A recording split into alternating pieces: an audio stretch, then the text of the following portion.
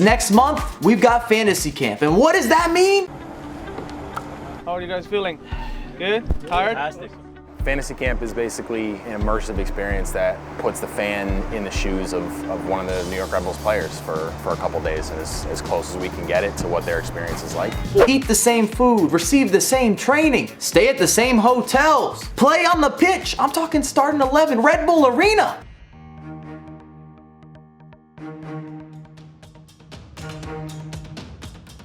Fantasy camp's about really two different things. One is that the pinnacle of that experience of playing on the best, soccer-specific stadium in North America and playing on the real pitch that the players do, but also about their preparation and gearing up to that. Did I mention you're gonna ride the same bus? You're gonna get jerseys, customized jerseys. You want a training top? How do you keep New York red without the shorts as well? July 12th to July 14th, I'll see you on the pitch. What's happening, my beautiful people? My name is Mike LaBelle, and today we're gonna discuss FIFA 19. And on this channel, we always read between the lines. We don't just take information, we're gonna apply that information. I'm giving you my opinion. If you agree, drop a thumbs up. And in the comments, let your voice be heard. What do you think from what's been announced regarding FIFA 19 up to this point? Is it good for the franchise? Is it going to be something that lets you down? My comments are uncensored, so go for it. This is not an EA approved video. I'm down to hear all feedback. And I'm getting this information via EA Play, talking to employees from EA, and seeing different tweets from the community that have had the chance to play the title and have an opinion. Quando eu era criança, sempre sonhei em tornar-me um campeão. É preciso determinação e vontade de vencer. E até mesmo nos momentos mais difíceis, tu tens de continuar a acreditar. Esta é a tua oportunidade de te mostrares ao mundo. Tu és um campeão.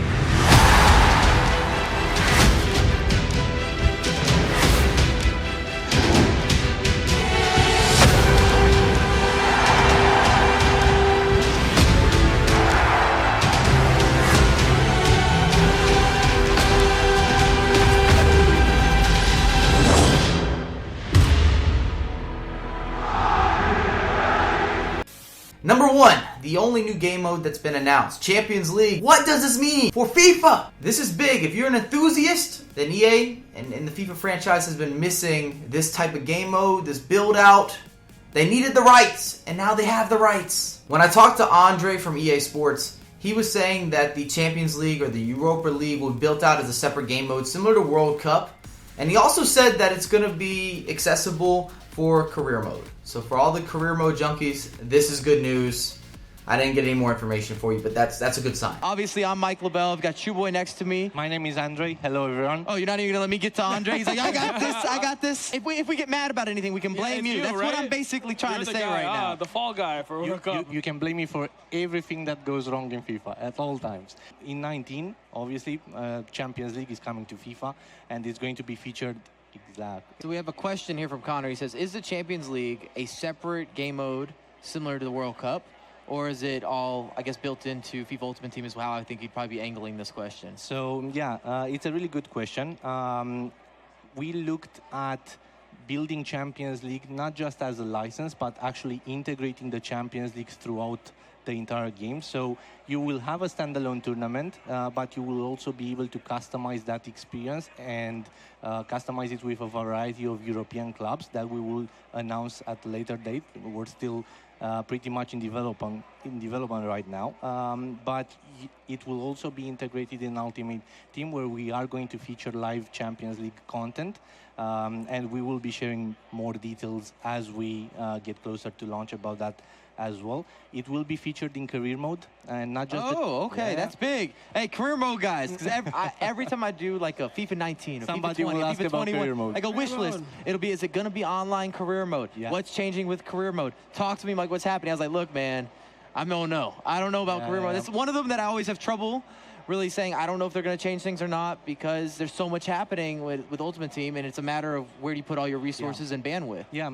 but you bring a really good point, because obviously with FIFA being such a big game, there are multiple typologies of players. Some enjoy career mode, some enjoy ultimate team, some enjoy just a regular kickoff match, some only play online. So we wanted to bring Champions League to absolutely everyone and not just one type of player. So it will be featured in career mode, and not just the Champions League, but also Europa League and Arsenal fans, what up? Arsenal fans, Europa League, road to glory, let's go. Oh God, I'm making a lot of enemies. Also the UEFA Super Cup will be featuring in career mode.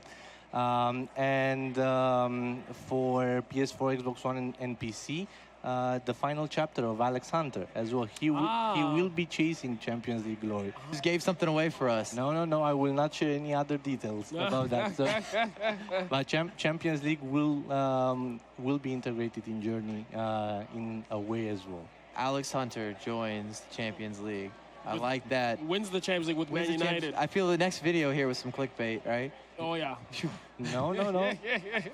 Number 2, let's talk about tactics, because this has brought up a lot of discussion via social media. You've seen pictures. What does this really mean? EA has eliminated Park the Bus as well as Ultra Attack. That's fine. Park the Bus wasn't a good addition in my opinion. Ultra Attack's not effective either. Get rid of them. Now with these new tactics and how you're able to adjust on the fly, it does scare me a little bit. You would think additional customization is good, but just remember, custom formations have been banned from competitive events for a reason. People tend to abuse tactics more so than to use them properly to increase the playing experience, especially during a weekend league. Custom tactics were very, very detailed. You can go in and it'll actually, like in the custom tactics menu, it'll actually show you what on the radar is going to happen when you change this custom tactic. If you do the width, or you can, there's a lot of new ones. There's like, what is it, like you could follow the ball. Long balls, pressure, high pressure when you're on the fence, but they show you like what's gonna happen. So like they give you a scenario of, okay, so if this happens, this is how your team's gonna push. We're on the same track. I think this is a unique adjustment, and I also think it will be a good long-term adjustment, but I am terrified for FIFA 19 when it's launched and what this really means with tactics. Now on a positive note, dab you up real quick. Feel like I just did something from Power Rangers. Dragon Sword! Mastodon! Power Lasso! Triceratops! Saber-tooth Tiger!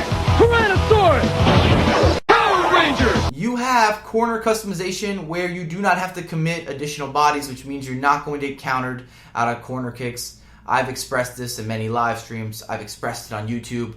It's so dumb when you give up a goal from a corner kick when you're leading a match because you have so many bodies that are committed to this corner, but you didn't tell them to do that. I just want you to chill. We're in a good position right now. We're going to see this game out.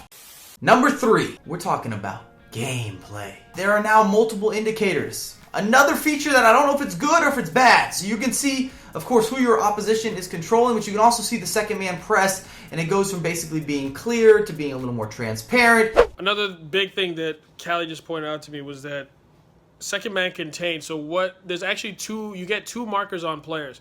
You get the guy you're controlling, and then it's like a faded marker on the guy that it suggests that you're going to switch to. So if you use second man contain, you actually know which man is going to contain. So if the cursor's on a guy and you do second man contain, that's the guy that you know is going to press the ball. So it could be an advantage to more defensive players because they can kind of master that, but I'm sure everybody's going to have to adapt. People are talking about advanced shooting, and I've heard the example used where it's more like an NBA 2K release. If you guys have played the basketball title, that makes sense. And people are trying to say that the driven shot is no longer the same. It sounds pretty similar to me. I haven't played the game, but if it's all about timing and kind of having that feel, every advanced FIFA player has the feel. I'm not looking at the bar when I'm hitting finesse shots outside the box. When I do my 1v1 finishes, I'm not staring at the power bar. We don't do that. Not at a competitive level. Not if you're an advanced FIFA player. I don't think this is going to take you a long time to adjust to. I also saw a clip from Chu saying that the default shot is a finesse shot. Now that I found very interesting because that would be a first for the FIFA franchise. I think like by default, if you shoot, I think it finesses. Yeah, usually. Yeah, that's what it feels like. Right? It finesses by default, right? A lot of people are talking about driven passes not being as accurate, as automatic. Increased error, less insurance. That's not a problem for me. We're all going to make the adjustments as the game goes on. And right now, I would say they're a little too overpowered. So if EA takes them down a notch, I don't think that's a big issue. When you're whipping in crosses, you're looking for that finish. If you hold LT or if you hold L2, that's going to make sure that you kick the ball. as opposed to going for a header. And I see this being shared around the community as if this is brand new. And the reason that I want to bring that up is because in the previous FIFA installments, this used to be a flare finish. But the majority of flare finishes are going to be with your feet. It's not going to be a header. You might get a diving header, but other than that, you've got a scissors kick, you've got an overhead, you're lining up for a volley, you name it. I want to see this in action. I do think that it's a change, but I don't think it's a drastic change like I'm seeing on social. People are pushing as if it's something we've never seen before. But in past FIFAs, for me, especially as someone who likes using skills and having a little more flair in their gameplay, next, you can move the keeper manually. Now this is a change that gets me a little bit excited. It means if you're anticipating the play well, then you can gain an advantage if this is being implemented properly. This is going to be a serious change. Just wait for it. You heard it here first. It's going to be a serious adjustment. Apparently, you can turn off AI auto lunging. I guess that's good. It's definitely not something that should be included in the game anyways, but I just find it funny that you can shut it off now. AI guys, stop doing that. Just chill out. I don't think we've ever had that option in any FIFA installment to turn off certain gameplay movements that are built into the title for the AI. It just makes me feel weird. I don't know if I'm being a skeptic here, but I have trouble believing that it's a simple process to just turn off something that's built into the gameplay. Call me a hater. New skill move, the running fake shot. I want to check this out. You guys know I love taking space, and if I can do it in a creative way, that's the video. Let me know what you think down below in the comments. I'd love to interact with you. If there's any news that I missed, put it down below in the comments. We can make a follow-up to this. But I appreciate you guys. Peace.